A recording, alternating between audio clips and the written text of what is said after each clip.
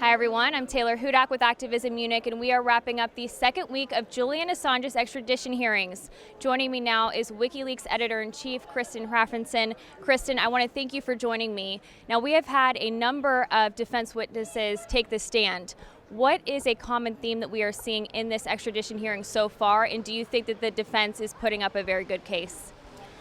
It's been an exceptionally good witness statements that we heard, both from those who are testifying on their experience, as the journalists who worked on the project, but also the expert witnesses in various fields, legal expert professors and professors in journalism and media, and it has been very, very strong testimony, and it's been the experience throughout here that there has been attempt by the opposition, by the U.S. lawyers, to sort of poke holes in their testimony, but they do it on a very shallow basis, in my opinion. They try to attack the integrity of the individuals, accuse them of bias, etc., etc. But I am very happy with what we've heard so far, and we're going to be hearing many more testify in defense of Julian Assange. We have heard a lot about WikiLeaks publications, specifically the Iraq war logs. What was it like for that moment in court to hear about how these publications have helped initiate positive political and social change? I mean, the evidence is so strong that it's overwhelming. It cannot be denied. And in many respects, 2010 was a watershed point in journalism history. And nobody can deny that. And when it comes to these two wars in Iraq and Afghanistan, the material that we published in 2010 have been instrumental in the change in the perception of what those wars were all about. It was the full story, and there's no doubt in my mind, and we heard testimony to this, that it has fundamentally changed the perspective. For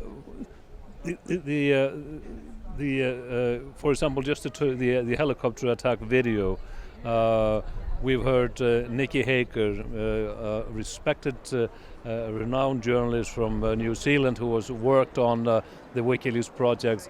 He said there were two sentences in that the video from the helicopter pilots of the Apache helicopter who basically assassinated a dozen people on the ground there, including innocent civilians.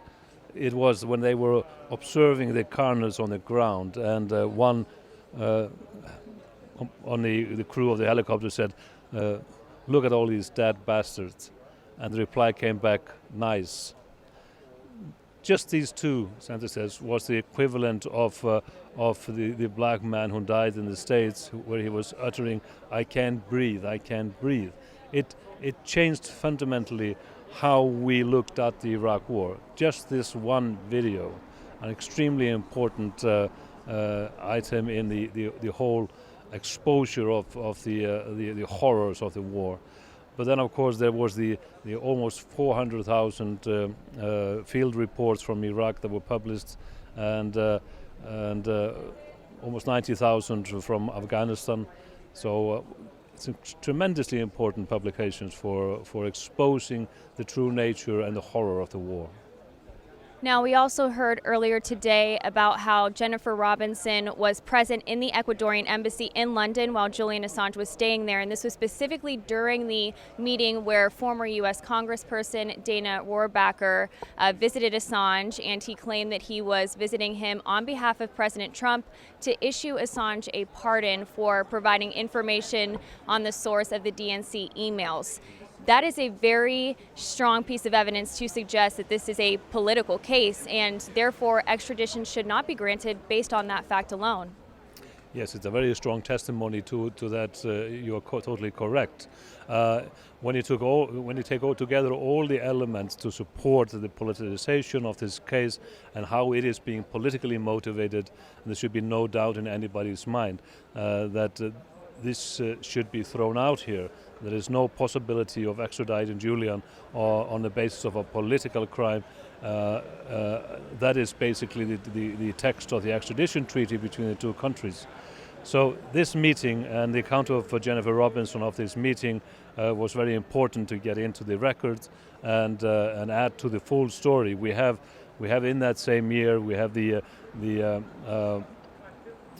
Mike Pompeo infamous first appearance in addressing a crowd, where he goes after WikiLeaks, calling as a non-state hostile intelligence service. He was then a director of the CIA. We have Jeff Sessions, then Attorney General, talking about the utmost priority in bringing Julian to trial. And then we have this meeting where an offer is put on the table, an extraordinary one. And even though it's been denied by the White House, you have to just measure the testimony of the person who was there, Jennifer Robinson, towards the integrity of how you believe what the White House is saying, who have been claiming that they never sanctioned anything of this nature.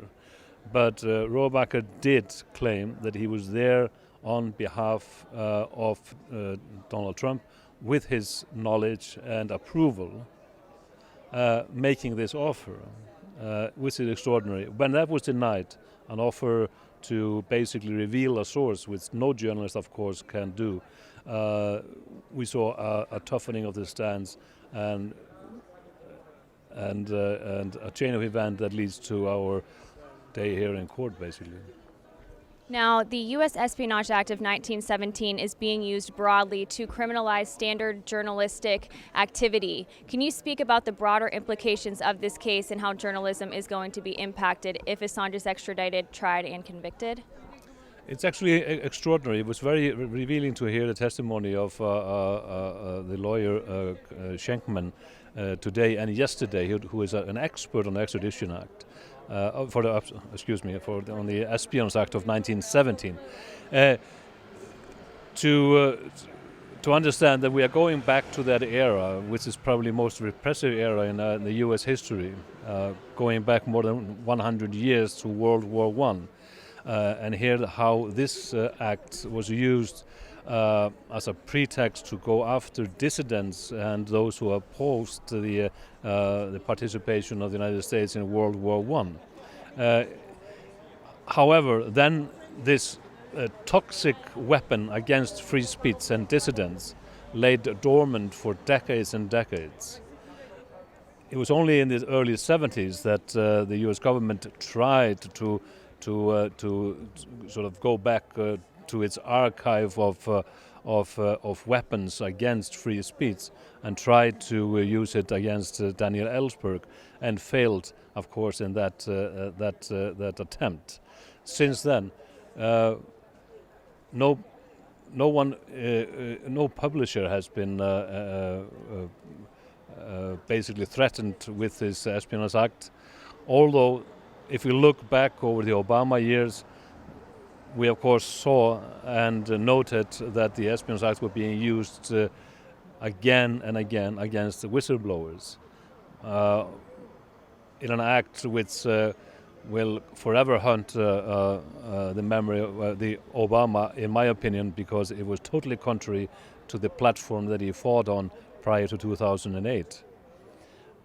And at that time, in the Obama years, we frequently warned that this was a step towards the next phase, using the Espionage Act against journalism and journalists and publishers. And Julian now has been the first victim of that attempt, and as I frequently stated, he will not be the last if this is all not thwarted here and he is saved from the extradition to the United States. If that goes through, it will be the biggest shock to journalism in decades, absolutely in my lifetime. Now, lastly, why should people support Julian Assange? They should support Julian Assange because of the principles that is underlying this persecution of him, the principles that are at stake here.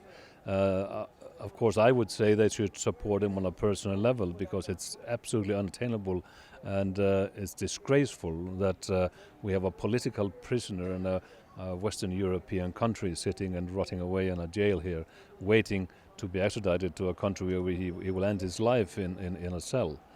But it's more than the personal. You have to think about the wider implications. And as I say, it is the matter for everybody to save our fundamental freedoms. And those fundamental freedoms are at stake in this case here. Kristinn Hrafnsson, thank you.